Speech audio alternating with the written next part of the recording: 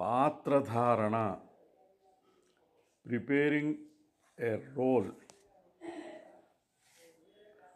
పాత్రను విశ్లేషించుట, analysing the character. పాత్రను ధరించాలంటే పాత్రను సమగ్రంగా పరిశీలించవలెను. నాటకపతిని జాగ్రత్తగా సూక్ష్మంగా పరిశీలించవలెను. ఇది నటుని అనుభవం, పరిశీలనాశక్తి జోడించి చూడటం మీద ఆధారపడి ఉంటుంది. అలా నటుని అనుభవాన్ని, పరిశీలనా శక్తిని జోడించటం రిహార్సల్స్లోనూ ప్రదర్శనలోనూ చేయాలి. నటుడు కొత్త ఉపాయాలను ఆహ్వానిస్తూ తన ఆలోచనలు నిరంతరం పదును పెట్టాలి, ఆపకూడదు.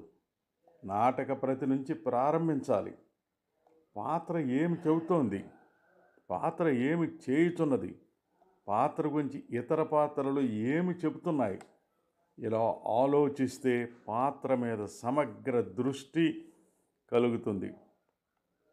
నటుడు నాటక ప్రతి చదువుతున్న కొలది తన పాత్ర మీద నిశ్చిత అభిప్రాయమును ఏర్పరుచుకొని వలెను. ప్రాథమిక పరిశీలనలో పాత్రను అర్థం చేసుకోవటానికి చిన్న చిన్న సమస్యలు పరిష్కరించుకోవటం తప్పదు. కొందరు పాత్రను భూతద్దంలో చూసినంతగా పరిశీలిస్తారు. పాత్ర నిజంగా అలా ఉంటుందా? పాత్ర సమర్థనీయమైనదేనా? ఆ పాత్ర ఆ నటుడికి తగునా? ఆ పాత్రగా ఆ నటుడు నటించగలడా? ఈ విధంగా ప్రశ్నించటం వల్ల పాత్ర ఏమి ఆలోచించేది, పాత్ర ఏమి సమాధానపరుచుకునేది, పాత్ర ఊహలు ఎలా ఉన్నది, ఒకసారి పాత్ర ఏమిటని నటుడు అర్థం చేసుకుంటే ఆ పాత్ర ఏమి చేస్తున్నది సులభముగా విశ్లేషణ చేసుకొనవచ్చును. పాత్రను ఎంత సమగ్రముగా అర్థం చేసుకుంటే అంత బాగా పాత్రను వృద్ధి చేయవచ్చును. సాంకేతికంగాను ఉద్వేగభరితమైన విషయాలను నటుడు సేకరించి నమ్మదగిన పాత్రను సృష్టించాలి. ఒకసారి పాత్ర రూపం మనసులో ఏర్పడితే నటుడు సగం పని పూర్తి చేసుకున్నట్లే అవుతుంది. సాధారణమైన పాత్ర చిత్రణ జరిగిన తర్వాత ప్రత్యేకమైన విషయాలను సేకరించటం, ప్రత్యేకమైన ప్రశ్నలు పాత్ర గురించి వేసుకొని తెలుసుకుంటూ పాత్రను ఇంకా వృద్ధి చేస్తాడు. పాత్రను నడిపించే నిగూఢమైన శక్తులను కనుగొనవలెను. వాటిని తెలుసుకోవటానికి రాజకీయ, సాంఘిక, ఆర్థిక, మతపరమైన విషయాలను సేకరించాలి. పాత్ర సంపూర్ణ వ్యక్తిత్వాన్ని అర్థం చేసుకోవటానికి ఇవన్నీ కావాలి. ఈ విధమైన పని ప్రతి ఒక్క నటుడు చేయాలి.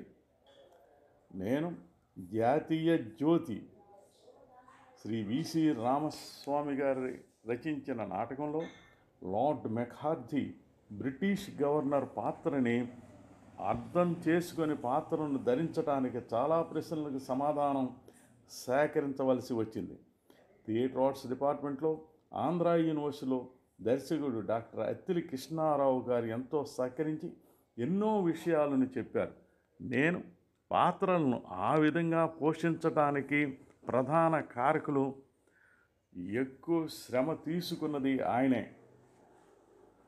రాజా ఇడిపస్ శ్రీ లక్కాకుల సుబ్బారావు గారు రచించిన ఇడిపస్ నాటకంలో ఇడిపస్ పాత్రని అర్థం చేసుకుని పాత్రను ధరించడానికి చాలా ప్రశ్నలకు సమాధానాలు సేకరించవలసి వచ్చింది. నేషనల్ స్కూల్ ఆఫ్ డ్రామా తర్ఫీదు పొందిన నాటకం అది. రచయిత డాక్టర్ అబ్బూరి గోపాలకృష్ణ గారు శ్రీశిఖ నాటకాన్ని నేను థియేటర్ ఆర్ట్స్ డిపార్ట్మెంట్ ఆంధ్ర యూనివర్సిటీలో దర్శకత్వం చేసినప్పుడు చాలా విషయాలను ఆయన్ని అడిగి తెలుసుకున్నాను. పాత్రలను రూపకల్పన చేయటంలో ఆయన ప్రమేయం పూర్తిగా ఉంది. పాత్రను విశ్లేషించుటకు ఈ దిగువ ఇవ్వబడిన పట్టిక సహాయపడుతుంది. 1. ప్రత్యేకమైన విషయములు. ఆర్థికంగా విభజన. ఉన్నత తరగతి, మధ్య తరగతి, దిగువ తరగతి. వృత్తి. ఏ విధమైన పని పట్ల వైఖరి, రాబడి, పని గంటలు. చదువు స్థాయి. ఎలిమెంటరీ, మిడిల్, హై స్కూల్ విద్య, కాలేజీ విద్య, బాగా మార్కులు వచ్చిన సబ్జెక్ట్స్, బాగా మార్కులు రాని సబ్జెక్ట్స్ మొదలగునవి. ఈ ఇల్లు. బ్రహ్మచారి, గృహస్థు, విధవ, కుటుంబంలో నివసించటం, ఏకాకిగా నివసించటం, ఏ విధమైన ఇల్లు మొదలగునవి. మతం. సంఘం. పల్లెవాసి, పట్టణవాసి, నగరవాసి, సంఘంలో స్థాయి. జాతి. దేశము, తెగ, మనుషుల గురించి చరిత్ర. రాజకీయ సంబంధాలు, కార్యకలాపాలు, అభిరుచులు. 2. వ్యక్తిగతమైన విషయములు. హాబీలు, వినోదాలు, చదువుల విధానం. శృంగార జీవితం, నైతిక విలువలు, వైఖరులు. కోరికలు. జీవిత వైఖరి, ఓర్పు, తిరగబడుట, అపజయం పొందు. మానసిక ఆరోగ్యం, మిశ్రమం, నాడీ వ్యాధి, ముట్టడి, మూఢభక్తి మొదలగినవి. వ్యక్తిత్వం. దుస్తుల అలవాట్లు, శుచిగలవి, ఎగుడు దిగుడైనవి, ఏదో ఒకటి, పెళ్లి బట్టలు, సాంప్రదాయమైనవి, అనిశ్చితమైనవి. ప్రావీణ్యతలు మరియు సృజనాత్మక శక్తి. పాత్రగా భావించేటట్టు చేయటానికి ఒకటి సహకరిస్తుంది. అది పాత్ర భౌతిక రూపాన్ని, పాత్ర స్వరూపాన్ని మనసుకు హత్తుకునేటట్టు సాధారణంగా చేయాలి.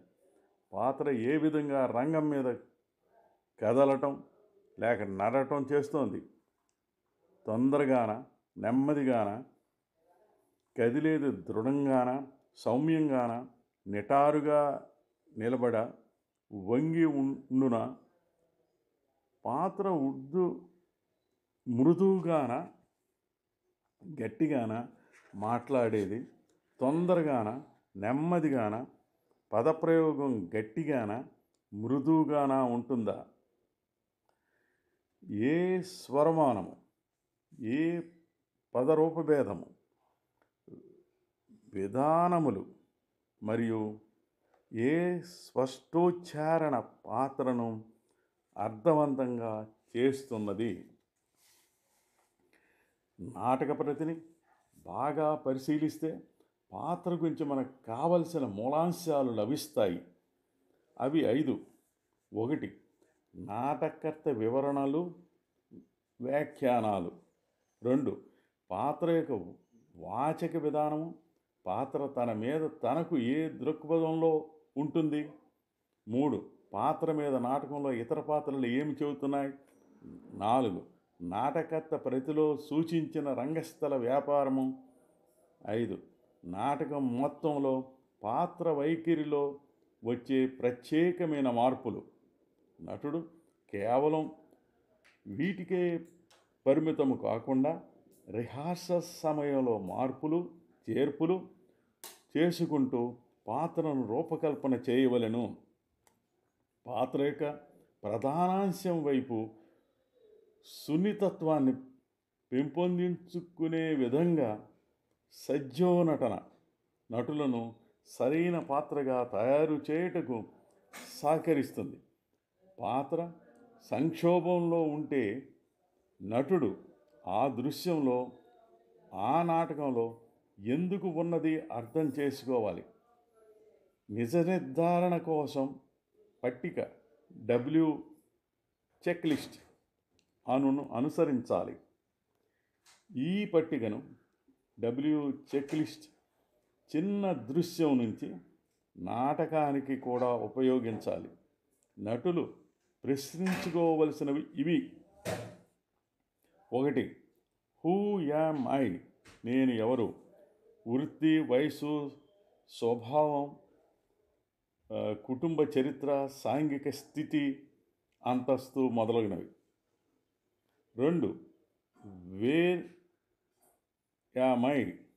నేను ఎక్కడున్నాను?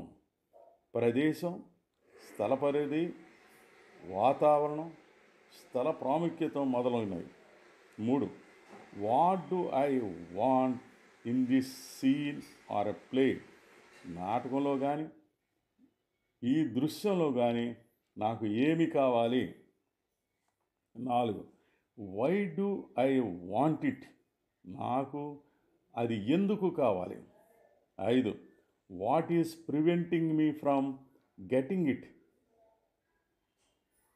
Are there barriers in the way? నేను అది సాధించుటకు ఏది అడ్డుపడుతున్నది? మార్గంలో ఏమైనా అడ్డంకులు ఉన్నవా?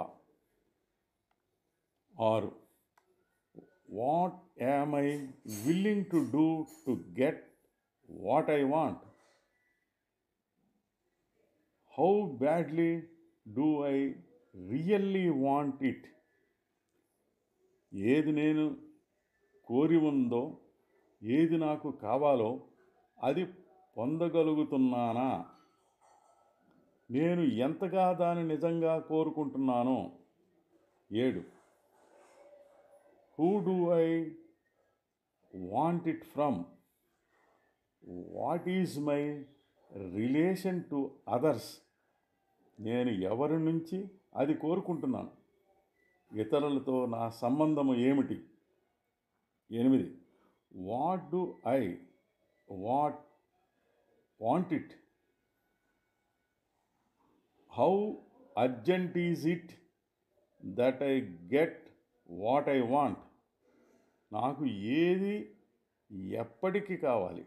నాకు ఏది కావాలో అది ఎంత తొందరగా పొందగలను? సాధారణంగా ప్రాథమిక దశలో నా పాత్ర ఏ విధంగా నడుస్తున్నది, కదులుతున్నది, మాట్లాడుతున్నది మొదలగు తెలుసుకోవటం జరుగుతుంది. పరిశీలన వల్ల, ఆలోచన వల్ల ప్రత్యేక ఫలితాలను సాధించవచ్చును. మరికొన్ని విషయాలు మరో భాగంలో.